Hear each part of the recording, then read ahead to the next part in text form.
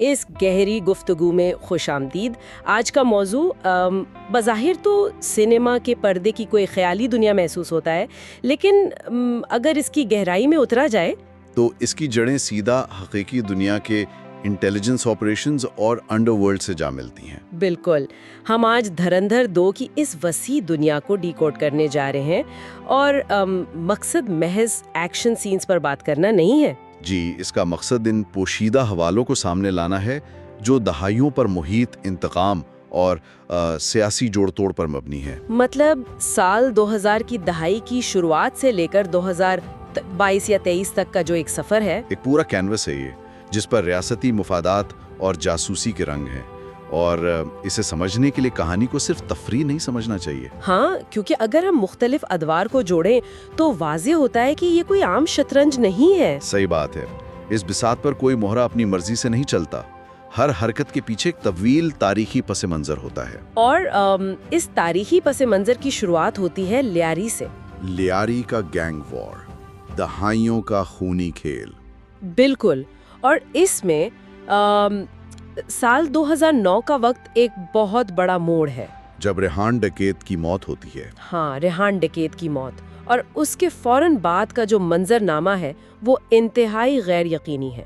مطلب عزیر بلوچ جو اس وقت ایک اہم کردار تھا، وہ اچانک غائب ہو جاتا ہے، جو کہ اگر حقائق دیکھے جائیں تو وہ حقیقی زندگی میں ایرانی شہریت لے کر وہاں فرار ہو گیا تھا۔ ایسا ہی ہے، اور اس فرار اور رحمان ڈکیت کی موت کا نتیجہ یہ نکلتا ہے کہ پورے لیاری میں ایک پاور ویکیوم پیدا ہو جاتا ہے، طاقت کا ایک بہت بڑا خلا، اور جب بھی ایسا خلا پیدا ہوتا ہے تو انڈر ورلڈ میں ایک پرتشدد کشمکش جنم لیتی ہے۔ اور اس خلا کو پر کرنے کے لیے سامنے آتا ہے ارشد پپو، جس کا طریقہ کار کوئی روایتی نہیں تھا، وہ پورے لیاری میں خون کی ہولی کھیلتا ہے۔ اندھا دھند خون خرابہ، عمارتیں جل رہی ہیں، مطلب وہ افراتفری کا فائدہ اٹھا کر اپنا کنٹرول مضبوط کرنا چاہتا ہے۔ یہ کوئی عام گنڈا گردی نہیں تھی، بلکہ منظم طریقے سے خوف پھیلا کر حکمرانی قائم کرنے کی کوشش تھی۔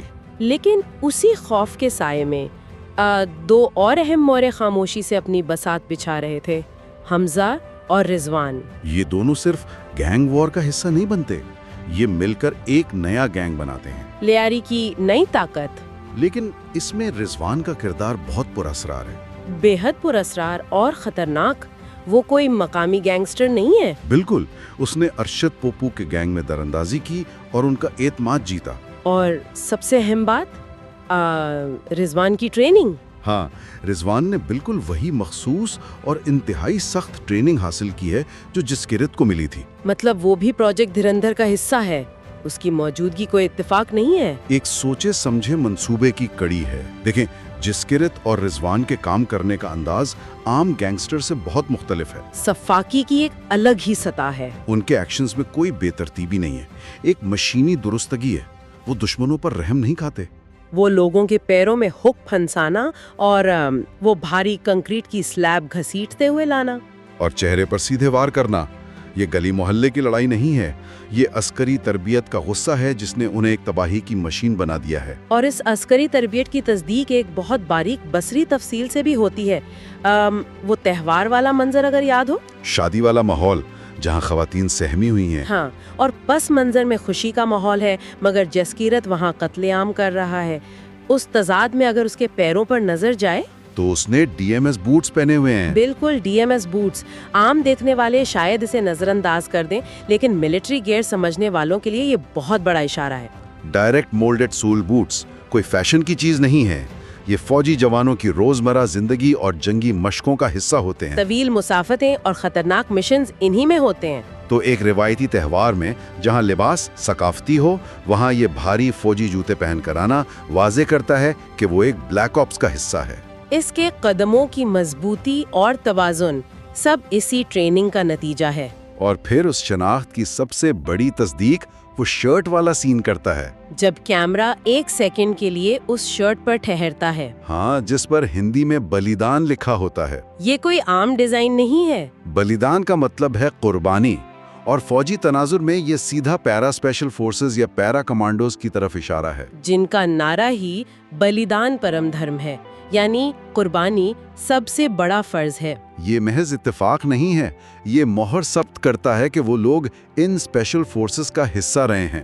ان کی حکمت عملی، کمرے میں داخل ہونے کا انداز سب پیرا ایس ایف والا ہے۔ تو پھر سوال یہ اٹھتا ہے کہ یہ سب تباہی اور اسپیشل فورسز کی شمولیت کس کے اشارے پر ہو رہی ہے؟ اس کا جواب اجے سانیال کا کردار دیتا ہے، جو کوئی لمبی تقریر نہیں کرتا، صرف 3 الفاظ کہتا ہے: حوصلہ، ایندھن، بدلہ۔ سننے والوں کے لیے یہ جاننا دلچسپ ہوگا کہ یہی 3 الفاظ کہانی کی اصل روح ہے۔ یہی وہ نظریہ ہے جو جسکیرت کی ہر تباہی کے پیچھے کار فرما ہے، اور اجے سانیال جہاں کھڑا ہے اس کے پس منظر میں اسکائی لائن نظر آ رہی ہے۔ وہ لیاری میں نہیں ہے، وہ محفوظ فاصلے پر پاکستان کے کسی پوش علاقے یا کسی اور ملک میں بیٹھ کر ڈوریاں ہلا رہا ہے۔ یہ بین الاقوامی ریاستی سطح کا خفیہ آپریشن بن چکا ہے، اور جب ہم ٹائم لائنز کی بات کرتے ہیں تو بصری ثبوت بہت ٹھوس ہے۔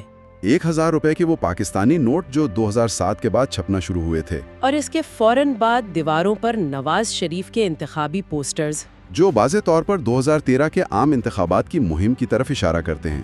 اس دور میں جمیل صاحب کے کردار کی سیاسی وفاداریاں بدلنا بہت گہری اہمیت اختیار کر لیتا ہے۔ جمیل صاحب کا کردار حقیقی زندگی کے سیاستدان نبیل قبول پر مبنی محسوس ہوتا ہے، جنہوں نے 2013 کے آس پاس پیپلز پارٹی کا ساتھ چھوڑ کر نواز شریف کی پارٹی میں شمولیت اختیار کی تھی۔ اور کہانی میں بھی جمیل صاحب کو یہی سیاسی چالیں چلتے دکھایا گیا ہے، اقتدار کی ہواؤں کے ساتھ رخ موڑنا۔ لیکن اس تبدیلی کا حمزہ کو کیا فائدہ ہوا؟ بہت بڑا فائدہ ہوا۔ پچھلی حکومت میں اسے حمایت حاصل نہیں تھی، مگر نئی حکومت پر بین الاقوامی دباؤ تھا، سفارتی دباؤ، کہ وہ پرانے جنگجوؤں کو پناہ نہ دیں۔ اور اسی کا فائدہ اٹھا کر حمزہ کو میجر اقبال کے ٹھکانے پر راکٹ لانچر سے حملے کی کھلی چھوٹ مل جاتی ہے۔ وہ کھلی چھوٹ اتنی واضح ہے کہ حمزہ سرے عام حملہ کرتا ہے اور وہاں موجود پاکستانی فوج کے سپاہی خاموش کھڑے رہتے ہیں، کوئی رد عمل نہیں دیتے، وہ ایک گولی بھی نہیں چلاتے۔ یہ ثابت کرتا ہے کہ اوپر سے احکامات بدل چکے تھے۔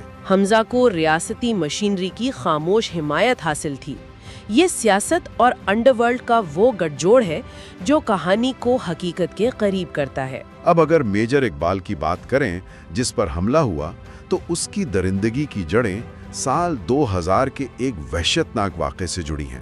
جموں و کشمیر کے آرمی کیمپ پر وہ حملہ، 17 مراٹھا ریجیمنٹ کے سپاہیوں پر صفاقانہ حملہ، جہاں میجر اقبال نے سپاہی بھاؤسا ماروتی تالیکر کا سر کاٹ کر ٹرافی کے طور پر جنرل مشرف کو پیش کیا تھا۔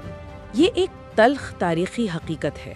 اس واقعے نے میجر اقبال کی خطرناک ذہنیت کو بے نقاب کیا اور بدلے کا جواز بھی دیا۔ اور اس واقعے کے بعد جب ہم میجر اقبال کو دوبارہ دیکھتے ہیں تو اس کی چہرے کی جھریاں بتاتی ہیں کہ وقت 8 سے 10 سال آگے جا چکا ہے۔ یعنی کہانی 2013 سے سفر کر کے 2022 یا 23 کے جدید دور تک پہنچ چکی ہے۔ بدلے کی آگ سالوں سلگتی رہی، اور اس جدید دور میں حقیقی دنیا کے حالیہ واقعات کا عکس بھی نظر آتا ہے، جیسے 2022 میں ظہور مستری کی موت اور ساجد میر کو مبینہ طور پر زہر دیے جانے کی خبریں۔ بالکل، اور حمزہ اور ساجد میر کی وہ خونی چاقو والی لڑائی جس میں چاقو پیر میں گھونپا جاتا ہے۔ یہ اشارہ ہے کہ کہانی میں ان کرداروں کا انجام حقیقی تاریخ جیسا ہی ہونے والا ہے۔ اسی جدید دور میں چودھری اسلم اور ان کی ٹاسک فورس کے کام کرنے کا غیر روایتی طریقہ بھی دکھایا گیا ہے۔ لیاری میں ایک زبردست آپریشن، ٹیم کے لوگ سادہ لباس میں ہیں لیکن اندر بلٹ پروف جیکٹس پہنی ہوئی ہیں۔ وہ انڈر کور ایجنٹس ہیں جو خاموشی سے کام کر رہے ہیں، لیکن اس میں وہ وین والا فورنزک منظر بہت اہم ہے۔ وین کے اندر لاشیں پڑی ہیں اور وین کی اندرونی دیواروں پر خون کے چھینٹے۔ اگر انہیں باہر مار کر وین میں پھینکا جاتا تو دیواروں پر خون کے اتنے گہرے اور تیز چھینٹے نہ ہوتے۔ اس کا سیدھا مطلب یہ ہے کہ چودھری اسلم کی ٹیم نے انہیں زندہ گرفتار کیا، وین میں بند کیا اور اندر ہی ان کا صفایا کر دیا۔ یہ قانون نافذ کرنے والے اداروں کے اس ظالمانہ اور ماورائے عدالت قتل کے طریقے کو دکھاتا ہے جو گینگ وارز کو ختم کرنے کے لیے استعمال ہوتا رہا ہے۔ خون ریزی کے ساتھ ساتھ کہانی کے جذباتی پہلوؤں اور ان کے پیچھے چھپے خرے پر بھی بات کرنا ضروری ہے۔